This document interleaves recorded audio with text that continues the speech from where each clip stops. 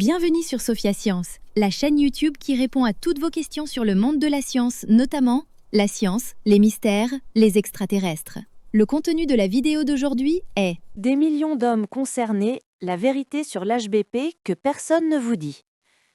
L'adénome de la prostate est une maladie qui touche un très grand nombre d'hommes en avançant en âge, mais contrairement à ce que l'on pense souvent, il ne conduit pas forcément à la chirurgie. Et c'est justement ce que la médecine moderne découvre peu à peu. Pendant longtemps, l'opération semblait être la seule voie possible. Aujourd'hui, la tendance change profondément, avec une approche plus douce, plus progressive, centrée avant tout sur la qualité de vie. L'hypertrophie bénigne de la prostate est extrêmement répandue. À partir de 50 ans, environ la moitié des hommes en souffrent. À 70 ans, ce pourcentage atteint 70%. Et passé 80 ans, plus de 9 hommes sur 10 sont concernés. La prostate, située juste sous la vessie, agit comme un véritable anneau autour de l'urètre. Lorsqu'elle augmente de volume, même légèrement, elle gêne le passage de l'urine, elle irrite la vessie et elle impose aux patients une vie réglée par la présence ou non de toilettes à proximité.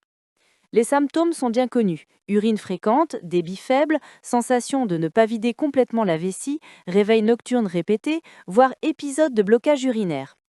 Avec le temps, ces troubles peuvent entraîner des complications, comme des infections de la vessie, des calculs ou un affaiblissement progressif des reins. Mais au-delà du médical, c'est le quotidien de ces hommes qui se voit bouleversé. Beaucoup surveillent strictement leur consommation d'eau avant un trajet ou avant de dormir. Certains évitent les salles de cinéma, les spectacles ou les voyages trop longs. D'autres renoncent aux randonnées, aux pique-niques ou à tout ce qui ne garantit pas la présence de sanitaires. Depuis l'Antiquité, les hommes ont tenté de soulager cette gêne à l'aide de plantes et de remèdes naturels. Au milieu du XXe siècle, la chirurgie est devenue la méthode principale.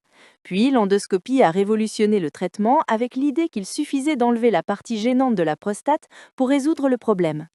Se sont ensuite ajoutées d'autres méthodes techniques par laser, par micro-ondes ou par dilatation. Mais si ces techniques libèrent mécaniquement le passage de l'urine, elles ne sont pas sans conséquences. Une proportion importante d'hommes opérés cesse de produire de liquide séminal après l'intervention, ce qui altère le plaisir sexuel et la perception de leur virilité. D'autres gardent des troubles urinaires malgré l'ablation. C'est pour ces raisons que depuis quelques années, la médecine adopte une vision plus nuancée. Plutôt que de se concentrer uniquement sur le volume de la prostate, elle cherche à améliorer la vie des patients, leur confort, leur sommeil, leur confiance. En Italie, l'usage des traitements médicamenteux a été multiplié par 5. Aux États-Unis, les spécialistes recommandent en première intention certains médicaments capables de relâcher les muscles lisses de la prostate et du col de la vessie. Ils permettent de mieux uriner, de diminuer les spasmes et de retrouver un rythme plus normal sans passer systématiquement par la salle d'opération. Ainsi, aujourd'hui, l'adénome de la prostate n'est plus seulement une grosseur à retirer. C'est une maladie chronique, évolutive, que l'on accompagne dans la durée. La chirurgie reste utile, parfois indispensable, mais elle n'est plus la seule réponse.